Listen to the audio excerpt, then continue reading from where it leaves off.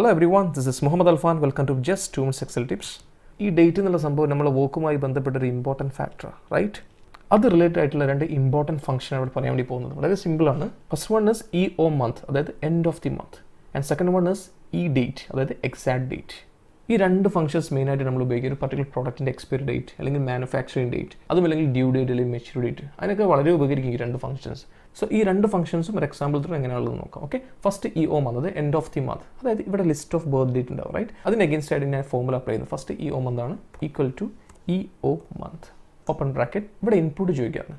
ഇവിടെ ഇൻപുട്ട് അതായത് സിൻടാക്സ് ചോദിക്കുന്നത് സ്റ്റാർട്ട് ഡേറ്റ് എന്താണ്, പിന്നെ മന്ത് എന്താണ്. സ്റ്റാർട്ട് ഡേറ്റ് നമുക്കറിയാം ഇതാണുള്ളത്, അതായത് ഏതിൻ്റെ അഗേൻസ്റ്റാണ് ഡേറ്റ്, അതാണ് സ്റ്റാർട്ട് ഡേറ്റ്. സോ ഈ ഒരു കേസിൽ ഞാൻ അത് സെലക്ട് ചെയ്യുന്നു. കോമ നെക്സ്റ്റ് മന്ത്, ആ മന്ത് ഉദ്ദേശിക്കുന്നത് നമ്മൾ 0 ഇട്ടിട്ടുണ്ടെങ്കിൽ ആ സെയിം ഇയർ ആ സെയിം മന്തിൽ തന്നെ എൻഡ് ഓഫ് ദി ഡേറ്റ് അത് കാണിക്കും. സോ ഈ ഒരു കേസിൽ 3rd May 1986 ആണ്, റൈറ്റ്? ജസ്റ്റ് ഒന്ന് ക്ലോസിംഗ് ബ്രാക്കറ്റ് ഇടുന്നു, എൻ്റർ ചെയ്യുന്നു. 31st May 1996, right?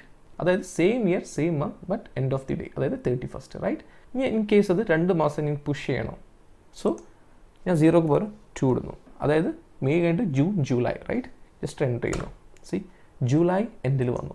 ഇനി എനിക്കത് റിവേഴ്സ് ചെയ്യണം, അതായത് ജൂലൈ നിന്നും ഒരു 3 മാസം റിവേഴ്സ് ചെയ്യണം. സോ ഈ ഫോമിൽ എഡിറ്റ് ചെയ്യുന്നു, -2ന് പകരം -3 ഇടുന്നു, എൻ്റർ ചെയ്യുന്നു. ഫെബ്രുവരി ആയി, റൈറ്റ്? ഫെബ്രുവരി 28, അതായത് end of the month, right? Just drag ചെയ്യുന്നു.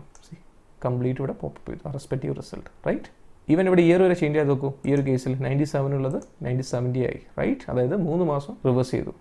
നെക്സ്റ്റ് ആണ് എക്സാക്ട് ഡേറ്റ്, അതായത് ഇവിടെ മന്ത് അല്ല പറഞ്ഞത് എക്സാക്ട് ഡേറ്റ് ആണ് പറയുന്നത്.